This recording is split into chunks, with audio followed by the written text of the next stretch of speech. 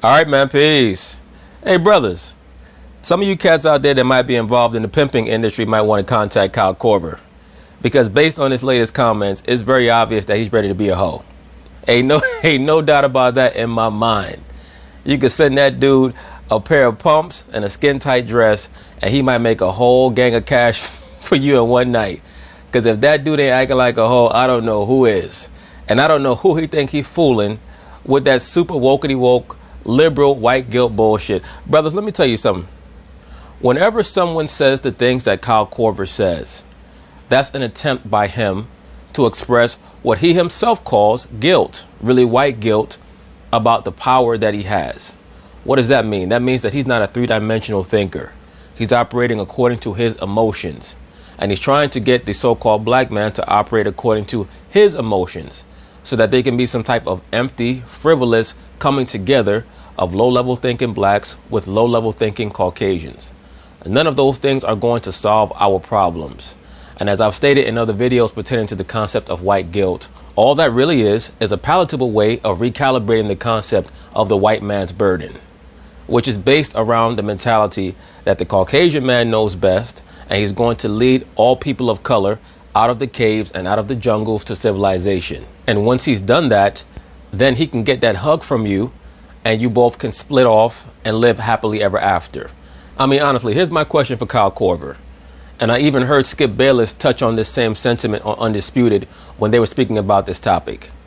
You mean to tell me that you're 38 years old, you've been in the NBA for a decade and a half, surrounded by Negroes in your locker room, and it's just now that you're starting to realize that the so-called Caucasian is the recipient of quote-unquote favorable treatment in this society?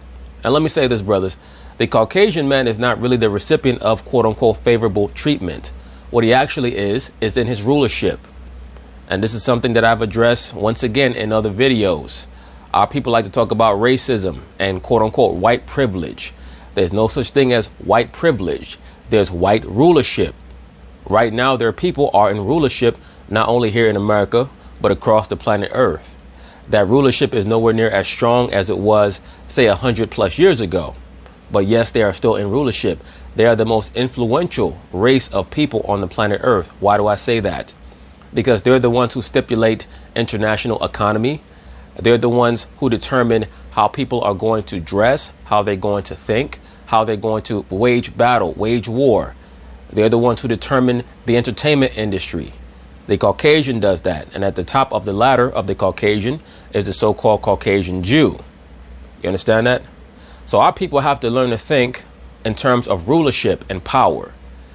There's no amount of emoting that's going to be able to bridge the gap between our people and anyone else. Not even just the so-called white man, but anyone else, because our people are far behind everyone else. The so-called blacks of the captivity are far behind the so-called Africans as well. Okay? So the issue that our people have is a lack of culture. And everything is a trickle-down effect from that. And these low-level race-based conversations that the super liberals believe that so-called blacks should be wanting to have with the so-called white man are not going to take us anywhere. They're not going to help us because we have too many problems intra-racially. And of course, a lot of our people will contend that the reason why we have so many of these problems is because of what the so-called white man has done to us. Brothers, I have news for you. Right now, we're in the age of information. We have no excuses. You understand that? We're in the age of exposure. If you have a real message and a cogent thought process, you can deliver your message to a lot of people at once. There's nothing stopping you from being able to excel if that is truly what you're capable of doing. Are there going to be stumbling blocks? Are there going to be hurdles because of the way that this society is configured? Absolutely. There's no doubt about it. But there are so many ways to be successful now that we cannot keep using the same excuses that we had 20 years ago, 25 years ago, 30 years ago, 35 years ago, when in order to make money, you had to basically go to a corporation and beg for an opportunity. Right now, our people are not willing to build up the rapport and the relationships intraracially. So we're turning to the Caucasian man for some type of validation, hoping that he will wave the white flag and issue a ceasefire on this latent battle or war between their people and our people here in this society. And that's not what we should be concerned about, especially the so-called black man. The so-called black man is supposed to be waking up and going to sleep every day thinking about what he's going to do with his life. That's what should be at the forefront of our minds. And of course, what's preeminent to that is how we can make the Most High happy. Those are the main things that we should be obsessed with. If we're obsessed with those two things, everything else is going to flow. But when we start to overly hone in on these singular cases of quote unquote police brutality, that's a distraction. Are the police an issue in the so-called black community? Of course. But they're about number 15 or number 20 on the list. We have so many other issues that take priority over the so-called police brutality issue. It's not even funny. And once again, the liberal media, the liberal mainstream media, they are fully intent on keeping the so-called black man off of his square by going back and forth about nonsense that's going to lead our people nowhere. So anyway, they're going to talk about it. I'm going to chime in.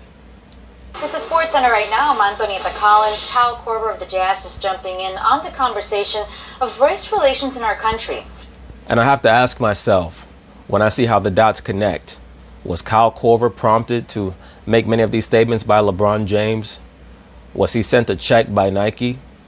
It just seems very strange that out of the blue, all of a sudden he wants to act as if he's some type of Caucasian abolitionist. In the piece titled Privilege, published Monday in the Players Tribune, Korver mentions a variety of race-related incidents, the most recent being at a game in Salt Lake City between OKC's Russell Westbrook and a fan. I think for a lot of white people, you know, we kind of feel like if we don't say anything wrong, and we have this like idea of color blindness, right? Like I don't see color, like everyone's equal, and like as long as we do that, we're not part of the problem. Brothers, let me say this very quickly, because as I've already stated, it just seems strange to me that after a decade and a half, all of a sudden he's reached this moment of clarity. You never know who it is that you're dealing with until and unless they're in a position of power over you. That's the only time that you have a full understanding of what it is that you're dealing with and who you're dealing with and who that person is when they have the power to either make you or break you. When you walk into a classroom, into an office, at your job, into a locker room, you have no idea who you're dealing with as a teammate or as a colleague or as a coworker until they have the power to hire or fire you or to have you cut from your team, etc. Everybody can be friends when the hierarchy is that I'm above you or we're equal. But when that person becomes above you, how do they conduct themselves towards you? Is the energy the same? When people believe that they have power over you, they will let their real selves out. They will let their fangs show. Why am I saying all this? Because as I've already noted, Kyle Korver is playing in a majority black man league, and he is not a prominent player in that league. He is a role player, a marginal role player, pushing 40 years old. So that's one of the reasons why it's okay for him to come out and say what he's saying, because he knows that that is going to further ingratiate him amongst his colleagues. If Kyle Korver was considered one of the top 5 players in the NBA, do you think that he'd be saying what he's saying right now? I don't. There's a reason why we have not heard one Caucasian player in the National Hockey League come out and talk about race relations and how he believes that Caucasians have to become more invested in making so-called blacks equal with them. There's a reason why we have not heard one Major League Baseball player that is Caucasian make these type of statements. Suddenly, a Caucasian player in the NBA wants to be an agent for change, and every so-called black man's heart is supposed to melt because of this. Once again, brothers, for someone to have pity on you, to claim that they feel guilty about something, what they're really saying is that they know that they have power over you. Of course, not in the NBA or not from the NBA context, but in a real life context. Kyle Korver knows that he's going to receive the benefit of the doubt over 99.9% of black players in the NBA when it comes to an investigation or how a story is reported. So that's his way of saying, I know that I'm above you. This is the white man's burden that I still bear. And I'm saying what I'm saying because it's going to put me in an advantageous position for the rest of my tenure in the NBA. And yes, I do feel a bit of guilt. I'm going to say it because I'm being prompted to say it by whatever faction is backing me. Once again, I'm not buying that all of a sudden he's had this change of heart. I'm just not buying it. I'm not buying it. But just to get back to the point, when people tell you that they feel guilty about something that they've done to you, what they're saying is that they had power over you at that moment, or they still have power over you today. Pity is never a sign of respect. It's a sign of a lack of regard. And I think like my biggest takeaway in all this is like that is the problem. Like for me as a white man, like this man sounds so pathetic as a white man. Give me a break. Like I get to walk in and out of this conversation as easily as I want to. Like so do I. Like if I want to address it today, I can. And if I don't feel like doing it tomorrow, I don't really have to. And every so-called black man is in the same position, believe it or not. What he's really saying is that when I want to, I can shirk off any responsibility of having to deal with your problems. So-called black man, we're in control of our problems as well. All we have to do is make better decisions. We should not have to feel like we have to come to the table and hope that Kyle Korver comes to the table, because that's what he's saying. What he's really saying is that you black men have to come to this table of negotiation. I don't have to come here. We don't have to come there either. All we have to do is make better decisions. And like there's a lot of privileges that I have, but like that's kind of towards the top of the list, right? Well, if you feel so guilty, empty your bank account, man. It feels like empty your bank account and give it to the first black man you see. Like in Salt Lake, like a step was made. I don't know how big a step it is at the end of the day, but there was a step, and there was people that felt responsible, and I think that it's going to be powerful. I hope it is. Korver also wrote in the Players Tribune article that we all have to be accountable for the ways our inaction can create a safe space for toxic behavior. For more, let's get you back to First Take. You know, brothers, in life, one of the main things I've found that I've created respect is when people see that you don't give a shit about how they feel about you, as long as you're doing your job or doing what you're supposed to do. Your job is to fulfill your role. When people see that you're trying to kiss their ass, naturally they're going to take on the air of a master. Therefore, you're going to relegate yourself to the role of a slave because you're hoping that they like you. And we cannot cast ourselves in that light. Huge props to Kyle Korver opening up about his position as a white player in the NBA. Stephen A., obviously, I want to start with you on this one. I've also heard J.J. Redick make similar statements, not so much pertaining to the white guilt dynamic, but more pertaining to the reverse racism dynamic. Every once in a while, these Caucasian players in the NBA, they get frustrated and they make certain statements pertaining to race, either all the way to the left-hand side or to the right. What's your reaction to Korver speaking out on white privilege? Well, I applaud him. I mean, Korver's one of the really good guys in the NBA. White privilege is another term similar to toxic masculinity. Whenever you have a certain force for quote-unquote change, really for chaos or entropy, they're going to try to demonize the forces that are in power by creating slogans about them, whether it's homophobia, toxic masculinity, white privilege. It's not really the Caucasian man's job to try to help our people become equal to him. It's our people's job to love each other and ourselves enough to want to compete on the global scale and to stick together so that we can thrive. We have to stop looking towards the so-called white man to do things for us that we should be doing for ourselves. Because at the end of the day, if the Caucasian man is going to assist you, there's always going to be strings attached, and I don't understand why people cannot grasp that. Oh, actually, I do understand. It's because our people are led by women, and women have a sense of entitlement where they believe that a man is supposed to provide for them, even though they claim to be trying to be equal. Our people have the mentality of a woman. Our people want to be helped, but then they also want to be viewed as equal. No, it doesn't work that way. We complain about the education system. We complain about other things. We complain about a lack of so-called black businesses. But we have shown that we're not willing to put in the time and the effort and the commitment to make sure that as a race, we're doing the right thing. What are we doing right now for the most part? We're commemorating the death of a gang member, Nipsey Hussle, with the claims that he was helping the so-called black community so much.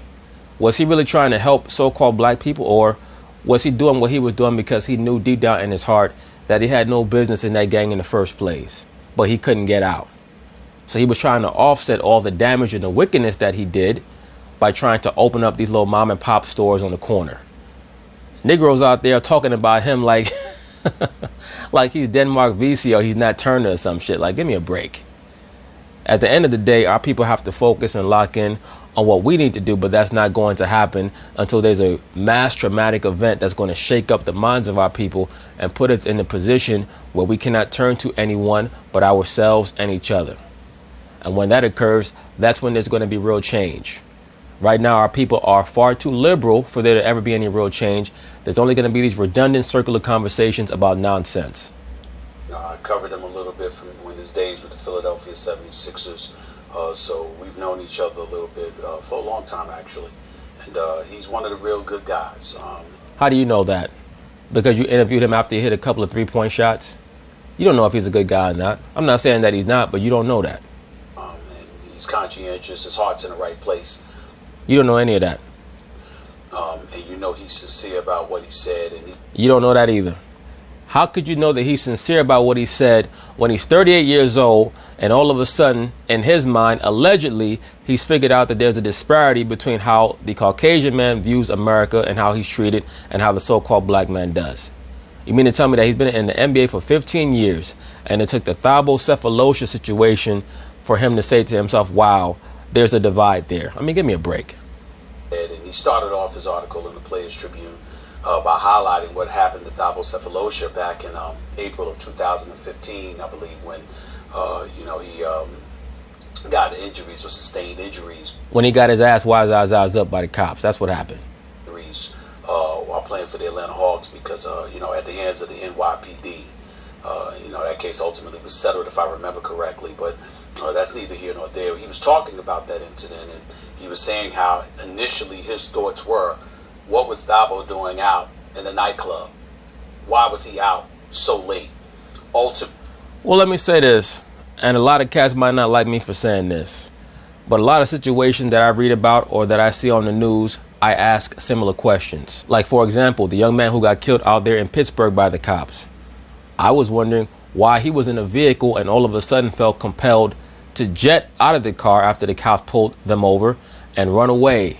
Supposedly, the story was that he had a gun on him in the vehicle, and he did not want the cops to detain him while he was in that car. He decided to run away. He gets shot, the cop gets found innocent, and now Negroes in Pittsburgh are marching. This is why things are circular, because there has to be a sense of accountability there. And I'm not necessarily just going to blame the young man or so-called black people or the police all the time. We have to be able to evaluate and judge each and every situation on its own merits singularly, as opposed to saying we're just going to march, because 95% of those marches are led now by lesbians, homosexuals, and wokety woke niggas who think that the black woman is God. Those marches and protests are not going to get us anywhere. They've been hijacked. At least at one point, the protests were being led by men who, if they were bisexual or pansexual, they were that way behind closed doors. Our people have to be far more conscientious. And when I say our people, I'm talking about you so-called black men. We have to stop being misled by, all of these bugged out characters. Ultimately, to translate what he was trying to say in his, like he was trying to translate it, he said, basically, I was saying he must have done something wrong. And that's usually the default position of people that are outside of the black community, of the minority community. And so acknowledging that speaks to the level of authentic and sincere emotions that Kyle Korver has had, and that, in fairness, an awful lot of white Americans obviously have. But it also speaks to the frustrations on the part of the African-American athlete, and African-Americans particularly. No disrespect, but I don't give a shit about the frustrations of the African-American athlete. Most of them are overly entitled, spoiled babies who run around thinking that they could fuck every and any woman that they want, that they could use drugs and nobody could say anything to them. They can walk into any club or restaurant and receive the best tables. All these things are spoils for their hard work, but then don't come back and tell me about how you're suffering. Okay? You worked hard to afford yourself a certain lifestyle. Live that lifestyle, have a good time. But then don't come back and tell me about how you're suffering so much. That's an insult to other people. That's an insult to people who are just working or who are trying to build up their own things of that nature. There's a detachment there, and the real detachment is within the so-called black race. Once again, our people are feeling around trying to find or act like they're trying to find a solution, but there's just no real leadership there. Because we have sworn off the understanding of the man presiding over the family and the household. No matter what people talk about, at the end of the day, the so-called black woman has been installed as the head. But just to get back to the point, I don't give a shit about what these athletes don't like. Their job is to make millions of dollars and receive a lot of the glory and the acclaim from their exploits on television. That's great. But no, I don't take you seriously as a leader. 99.9% of so-called black athletes are two-dimensional thinkers. I've been saying this since the inception of my channel. And people like Stephen A. Smith have been striving to make black athletes leaders. Why is that? Because that's his way of saying that he himself has no real belief in any form of black leadership or solution-oriented thinking. Why is that? Because our people have decided that they're going to separate any form of solution that might have to do with separation, with the mentality around ostracizing ourselves, getting ourselves together. Whenever you have someone who's ill, whether it's alcohol or drugs, the first thing that they have to do is isolate themselves. Our people's solution, despite the fact that our nation is clearly sick, is to try to force ourselves on the other races when the other races know that we're sick and they don't want to come together with us. So this is the conundrum that our people are in. They don't know which way to turn. They don't know who the leader should be. They don't know what solution they should be marching towards. So the Caucasian, or the liberal Caucasian, he's like a trick. Whenever he walks down the strip, he sees that prostitute who's very attractive, but she does not know how attractive she is. She does not know what her value is. So she's out there on the strip selling her ass. He can walk up to her and use her for what he wants from her and then send her on her way. That's how the Caucasian liberal is. They just want to use our people and use us up and then leave us right out there on Skid Row. Who are subjected to this kind of thinking. There are a whole bunch of people who say all the right things. But a lot of times when it comes to black folks, we're not just looking at what you say. We're looking at how you act, and we're sort of dissecting how you really feel inside. When we're around you enough, we're able to tell because we notice some nuances that come along with you. Of course, and that's 95+% of so-called Caucasians. They might not be overt racist, but the racialism aspect is always going to be there. But once again, so-called black man, once you become self-determined on where your life is going to go, you stop being so concerned about what the other races are thinking and what they're doing. And that's the only solution, man. We can't be worried about how other people feel all the damn time because they're not worried about how we feel. I say this all the time. When you look at the most successful races on the planet Earth, those are all the races who have the strongest culture and the least care about how other people feel.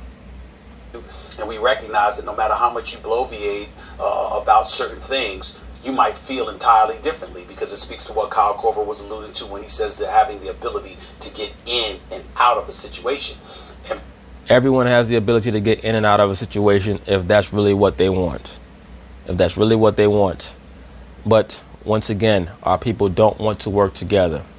We want to work with the Caucasian, and we want the Caucasian to be the provider of the solution so that we can be inextricably linked with him and her for perpetuity. And black folks, particularly black athletes, making this amount of money that they've been making, they speak about that often because you have a lot of people out there, even the hecklers, for example. They don't just come out there at you because you're wearing the visiting team's uniform. They come at you because of the exorbitant amount of dollars that you're making. They also come at you because they believe that you're mentally weak. When they see a Russell Westbrook, or back in the day an Allen Iverson, or before him a Dennis Rodman, they saw players who were super talented but also very vulnerable to verbal attack. That's why they attacked them. When they saw someone like a Michael Jordan or Grant Hill or Magic Johnson or an Isaiah Thomas, they saw Negroes who mentally were very well put together. So they would not attack them with the virulence as they would the Russell Westbrooks and the Allen Iversons and the Dennis Rodmans. The manner in which it's publicized, so they have knowledge of that. And they're basically saying to you, the only reason you're relevant, the only reason you matter in any way, the only reason why you're probably not in jail is because you're an athlete. Good, let them think that. To hell with them. Who gives a shit about what they think? That's how it's interpreted from the black athlete and from black folks as a whole. And so fuck them. And so as a result of that, you realize the schism that exists, the divide that exists there. And that bothers you. And how far we have to go. We have to go so far in repairing the intra-racial issues. And once again, I cannot stress this enough. Our people have so many intra-racial issues that those will never be solved, much less the gaps between the races. As it pertains, at least they will never be solved by terrestrial means.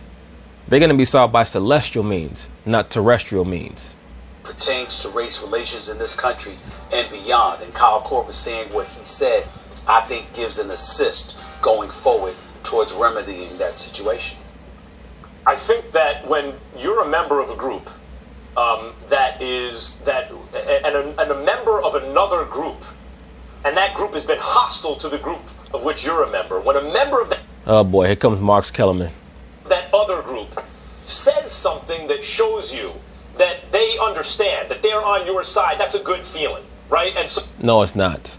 But what Max Kellerman is really saying is that he knows that the so-called black man and woman, especially the liberal black man and woman, they feel emboldened, they feel edified, they feel rejuvenated whenever a Caucasian person says the same things that liberal blacks are normally saying about unity and equality, so on and so forth. And so white people a lot of the time get credit if they publicly say things that essentially mean racism is bad. And I hear some criticism about that sometimes, even about what Korver said. I was talking to some people and I've read some things where it's like it's virtue signaling in one way, or to a degree, yes. Well, yeah, what's the big deal? He just said racism is bad. I think it's not a big deal at all. It's not a big deal at all, because his words are not supposed to reverberate for the so-called black man and woman. They're just not. He's someone who's just talking. And a lot of people out there might think that I'm being very harsh. Brothers, can you as a so-called black man walk up to an Asian person or someone who's from Saudi Arabia and tell them about what's going on amongst their people and give them assistance or an encouraging word that they're going to take as seriously as a word of encouragement from their own people? Absolutely not. They could care less what you think. If you walked up to a Palestinian and told them this is how you're going to solve your problem with the Israelis over in Israel, they're going to look at you like you're stupid. They're going to say, I don't give a shit about what you think. I think it's much more than that. I think it's really good what he said. And I can tell you, as a white person who often gets credit myself for, like, you're an ally of people of color, and I would think, yeah, simple-minded Negroes think that, yes. Well, yeah, I mean, how are you raised? Do you want to make the world a better place? Are you not outraged by injustices that happen not only to you but to other people? Injustices are always outrageous, but there has to be a pragmatic aspect there if you're going to make an evaluation. Once again, emoting does not do anything for anyone. What exactly is the point of that? It's like wasted energy. It's like having your foot on the gas pedal and the car still in park. Of course, racism is bad, and white people should also say that. But Korver showed a kind of deeper understanding of what's going on. I'm reminded of Chris Rock's line, where he says, oh, black people have come a long way. Black people, no, white people have come a long way.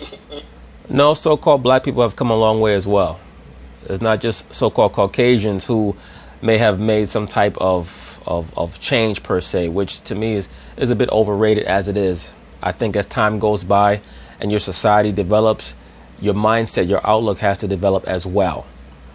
As you had the so-called civil rights movement, and you also had the introduction of different racial groups as well as different genders invade the workforce, there was no option but for there to be some type of development or update in thought process and perspective to a degree. But at the end of the day, people like Chris Rock, he's a comedian and he's a charlatan also. You were the ones acting out like white people have come a long way. Therefore, the situation. Mark Kellerman is another white guilt peddler. Another peddler who will not empty his bank account. There are a lot of homeless black men, I'm sure, on your trek from the First Take Studios back to your posh estate. Once again, empty your bank account for that next homeless black guy that you see. I bet you that you won't do it. Is getting better, and Korver is showing that. He, in fact, is saying that he's come a long way. That once upon a time, before he was exposed to different experiences, he didn't fully appreciate what was happening. It's not so like he would. Once again, sir, He was referring to the thyrocephalosis situation that happened only a couple of years ago. He's 38 years old. It wasn't like he was some hick from Iowa who was drafted into the NBA at 21, and by 23 years old, he was like, wow, I never knew the niggers suffered this much. Keep in mind, he was drafted by the Philadelphia 76ers. He played with Allen Iverson. He was Allen Iverson's rook. So you can't get no more hood than that in the NBA. And it still took him another 12, 13, 14, 15 years to come to this understanding. So that's how you know that it's, there's something going on here. He was a white person who thought he doesn't have to see color, but in fact, we don't live in a post-racial world. It is And never will. It's important to understand what your coworker, what your friend, what your brother is going through. Let me say this also very quickly, just from a human perspective. You do have to be able to place yourself in the situation of another human being, no matter what their background is. But our people are in a singularly adverse condition and situation, and the focus has to be on that condition until there's some type of rectification of the problems that we have. And I don't see that coming anytime soon. You could have a next door neighbor whose house is burning down. If your own house is burning down at the same time, you're going to save yourself and your family first. That's just the law of the land. And if you're able to get all your family members out, then you go help your neighbor. So this notion that our people should be so overly obsessed and infatuated with coming together with all races when we have our own problems just makes no sense whatsoever. And I'm also reminded of Black Lives Matter. When you mean Black lesbians matter? That's what you're referring to, right, sir? When there were politicians who said, well, all lives matter. And people said, what's wrong with saying that? Well, what's wrong with saying that is that white lives have always seemed to matter. And the point is Black lives matter parenthetically too. And if you just... Well, if Black lives really matter, and I'm not going to take the stance of even just black on black crime, I'm not even going to address that. But if the leaders of the Black Lives Matter movement, who are almost outstandingly either lesbian or ardent feminists, if they truly believe that Black lives matter, then one would think that they would be against abortion. And I'm sure that they're not against abortion. I cannot repeat this enough. The so-called black woman has aborted well over 14 million fetuses in the last 45 years. Okay? So anytime we speak about a cop killing an unarmed black man, or even a gang member killing another gang member, or a black man shooting another black man, that pales in comparison to the amount of lives that have been taken in the last 45 years by the liberal black woman. So they should be the last ones talking about black lives or any lives mattering, because they are the biggest murderers on the planet Earth, certainly in America. A lot of people are not like that. I don't give a shit. Just say all lives matter, you're missing the point. But that's not obvious to white people all the time. Who gives a shit was obvious to white people?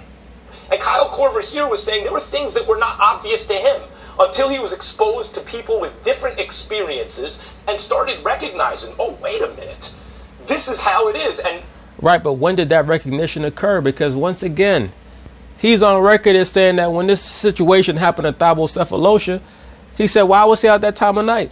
Thyrocephalosis didn't get his ass whooped by the cops 15 years ago. He got his ass whooped a couple years ago. And the thing that pointed it out to me, Stephen A., was when he said, I can opt out because of the color of my skin. The so-called black man can opt out as well. We can opt out of that fake conversation. As a matter of fact, that's what we should be trying to do, so that we can focus on things that actually are relevant and that matter. The black man can build something too. It's just he does not have the amount of belief in himself to do so. He also understands, of course, from a realistic perspective, we're not going to get the benefits of loans and grants, so on and so forth, but there are still resources that the so-called black man can pursue. The problem is that we're not making sure that our children are as goal-oriented as they should be, and a lot of that is occurring because the so-called black man's not leading the household. The so-called black man's not leading the household because he's making the wrong decisions and what type of woman to procreate with. Once we start showing far greater scrutiny in the type of women that we procreate with, you're going to see the conduct of the woman start to change. Also, we see all these demographics who march and protest. The so-called black man does not seek out getting laws overturned. Why is it that even when it's found out that a child is not yours, you still have to pay child support on a child that's not yours just because you signed a contract when it's very clear that there was a fraud that was evident. These are things that men should be concentrating on, but we're not concentrating on that because we're too busy trying to get hugs from white people or calling a black woman a god. Because of the way skin color is tied to race, his teammates cannot opt out of this. Sure they can. So-called black man can opt out of whatever the hell he wants to opt out of. He can, and that's a privilege, and he understands that. So I would say it's not merely that Kyle Korver stood up and took a stance against racism per se. It's that he demonstrated in his articulation of his stance a nuanced understanding that reflects that he's given it real thought and has had real self-reflection about the issue.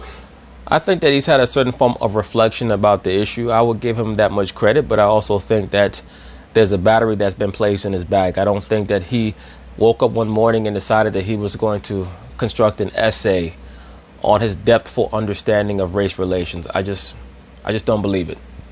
And that is a very good example to set for white people, in fact. Well said. Accurate. I think that when you're in a position of power, it behooves you to maintain that power. That's why I reject this concept of white privilege. It's just power. Either you have it or you don't. Our people are not bent on attaining power as a nation. Our people are bent on attaining power as individuals. Why is that? Because color is not race, so color cannot be culture. Because our people don't have a real culture, there's not much that is linking us other than frivolity like hip-hop or basketball or sneakers or things of that nature. Your gold chain. So because of that, what are the ties that bind, that make sure that I want to look out for you and you want to look out for me? What is the code of ethics that we adhere to as a nation of people so that we know not to step on or over boundaries, to show respect for the next man? These are all things that we're missing. So we try to replace that by concocting these ridiculous Luciferian gangs and things of that nature, which obviously are deleterious to our future, have always been, but we're addicted to the wickedness. Accurate and refreshing. We'll get Stephen A's response to Max after the break. Much more. No, I don't think so, Molly Kerm. We've already heard enough from Stephen A. Smith, and we've certainly heard enough from Marx Kellerman. And I suspect that all Stephen A. is going to do is go even more in depth concerning his liberal Negro ramblings, or at least his television liberal Negro ramblings, because I don't think that he's anywhere near as liberal as he tries to act on TV. I think that Stephen A. sees through a lot of this bullshit, but he just can't say it on television. So anyway, peace.